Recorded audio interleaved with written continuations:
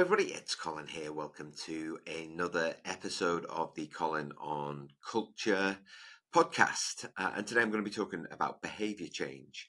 Now, one of the things that I read recently was that leadership behavior was one of the single biggest factors that leads to either a vibrant culture or a toxic culture. Essentially, what happens is that people within their jobs look at what's happening above them and kind of copy it. Not always deliberately. Sometimes it's unconscious. Like if that person's doing that, then that kind of gives us the permission to go ahead and do that. The other bit of research that I read I read this a while ago, which is why I focus all my programs on this, is that anything to do with culture change, if it focuses on mindset and behavior, it's 4 times more likely to succeed. Now, that was my own experience when working on a very big culture change program a long time ago, about 20 years ago, where we really put the emphasis on behavior change. We put the emphasis on agency for staff. We put the emphasis on management skill set. And of course, the whole thing was a success. And it became a blueprint for my work, which I've been using successfully for the last 10 years. And yet there's still this feeling that behaviors can't be changed. I remember speaking to someone probably last year now, who basically, the classic phrase that people always wheel out is, you can't teach an old dog new tricks. And of course you can, providing that the old dog wants to learn the new tricks. And often the old dog doesn't want to learn the new tricks or wants to be incentivized to learn the new tricks. If I change my behavior, then what's in it for me? What's in it for you is you get to keep your job. And that should be what it is. So I wanted to present, as someone who's been coaching for the last 8 years, specifically around culture and making it stick. I wanted to talk about kind of the 5 steps to behavior change. And if you follow these 5 steps, then it's very, for me, it's very straightforward in terms of a process to get to the end of 5 steps and find out whether someone wants to change or not. And then if they don't want to change within the context of their work, then that's the pathway, to kind of move them on. You don't want to, because behavior is so important to the way that we work and because it's so important to the reputation and results of an organization, you don't want to keep people who are going to behave poorly and either undermine the safety for other members of staff or undermine performance. And so, by the end of the 5 steps, you'll know whether someone wants to change or not. And so it's kind of, it's like I said, it's a framework that I've used successfully. So I thought I'd share it with you. For those of you who are signed up to the newsletter, www.colindellis.com/boom. You'll also get the infographic, which we'll share on LinkedIn as well. So what are the 4 steps? Well, the first step is recognition.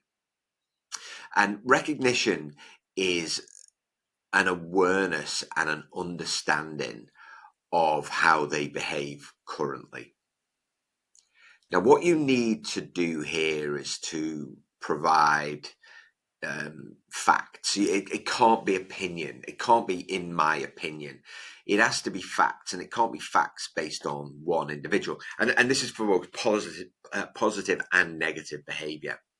What we want is to give them this picture is kind of from a behavior perspective, here's what you're good at. From a behavior perspective, here's what you're not so good at.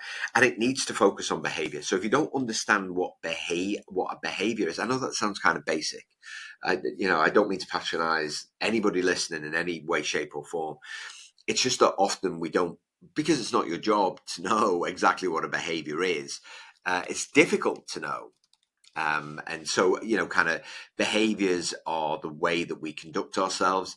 In my experience, there's about 20 different behaviors, things like energetic, communicative, collaborative, creative. They're kind of, I think are they nouns or adjectives? I never know which one it is. Should have paid more attention to in my English class 35 years ago or whenever the hell it was. No, it was longer than that, 40 years ago. So behavior is often it's something that we'll say to someone. I always say, a skill is something you have, a behavior is something that you are. So you are empathetic, you are generous, right? You're emotionally intelligent, you're a good listener. These are all behaviors. And you have integrity when you behave as you expect or you deliver on your promises. So, make it really, really clear that when you're gathering feedback, and it may be anonymous, you might ask one or two people, or it might be the result of maybe some complaints. Sometimes, you'll use coaching from the complaints that you receive. You'll very much focus on the behavior, because what we need before we start the process of behavior change is for them to kind of self-reflect on what they've done, why they've done it. We don't want to necessarily tell them. We want to say, here's the feedback that we've received about your behavior. And you usually, and the reason this is an important first step is you usually know at this point whether they're interested in actually changing or not. Because if they're not, goodbye. So if they refuse to accept the behavior and you've got it from more than one particular source, then you can only help them if they're prepared to self-reflect and recognize that their behavior and in my experience it's just not keeping up with the times. They're either doing something or saying something that used to be acceptable that's not now acceptable. In their view, it should still be acceptable, but it's not. So the first step is recognition. All right, that's always the first step. The second step is then expectation. It's about setting clear, achievable behavioral standards. Now, this works best as well if you're able to give them some practical steps on how to demonstrate the behavior. Because what we want as part of the self-reflection is this acknowledgement that, yes, that's the way that I behave. I hadn't, in an ideal world, oh, yes, that's the way I behave. I had no idea that it was wrong. I'm terribly sorry for my, kind of past discretions. What do I need to do to change? So you need to give them a little bit of a framework to say, well, listen, to become, to stop talking over the top of somebody, you need to actively listen. There are 3 steps to active listening. You also need to develop a routine whereby when someone else is talking, maybe you cross your fingers together or hold your hand, just something along those lines. That this is what you do to recognize that someone else is talking, and what you don't want to do is interrupt them. So they need to be given a framework to be able to do that. The expectation then is, well, what's required of you and by when. Now, the key here is not like I don't want to see behavior change in a week. You've got to give them time. They've got to understand that to change behavior doesn't happen overnight.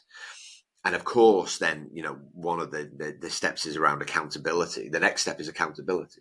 And as part of the accountability, you're going to give them feedback on what you've seen that's good, as well as, kind of maybe what hasn't perhaps changed. So with the first step, with recognition comes hopefully the motivation to change, because they recognize that that's how they're behaving.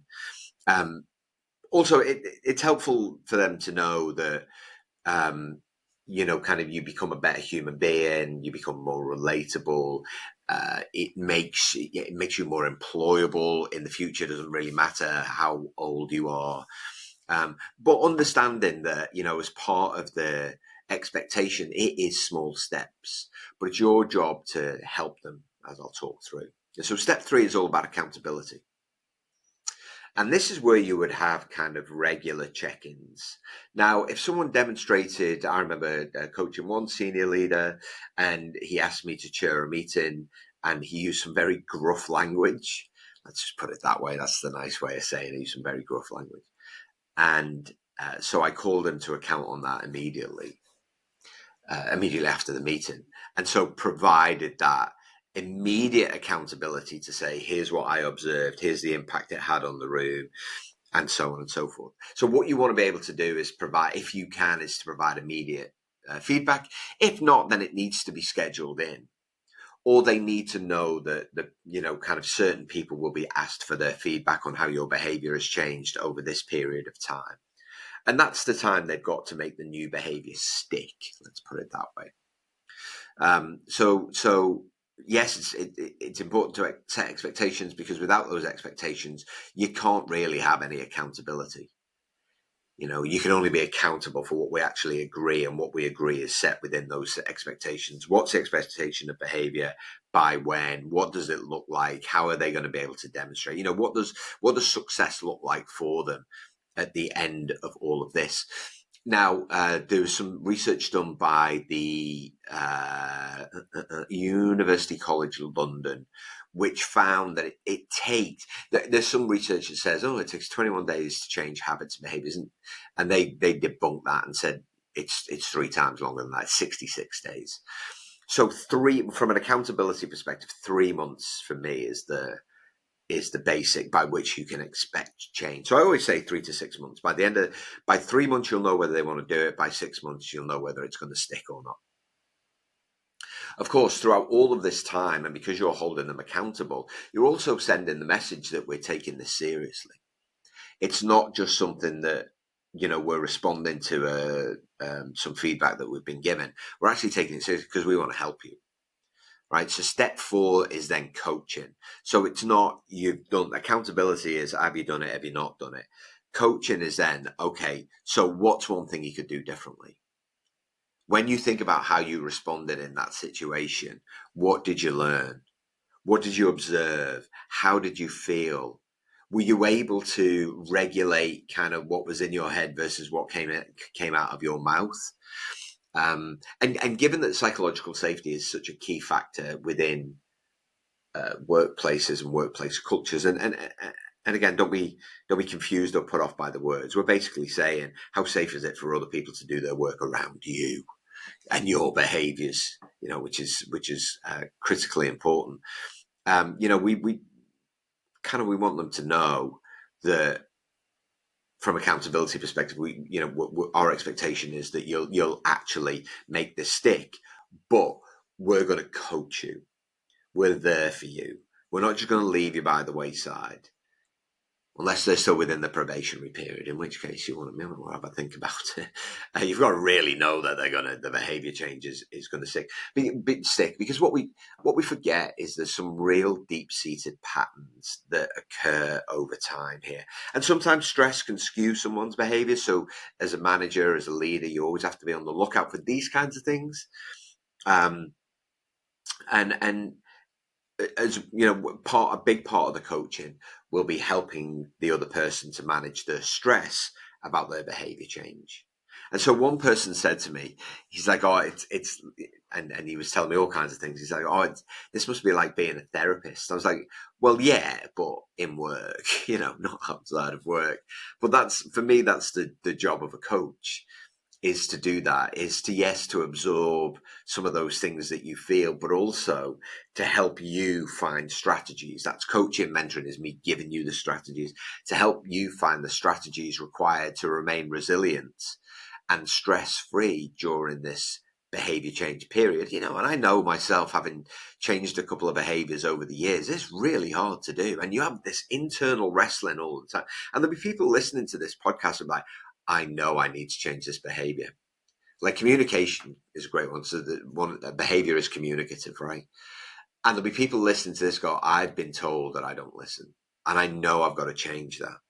So what do I do? Or I know that I talk too much, but I've got to change that. And usually that's a result of their personality, or sometimes even their passion.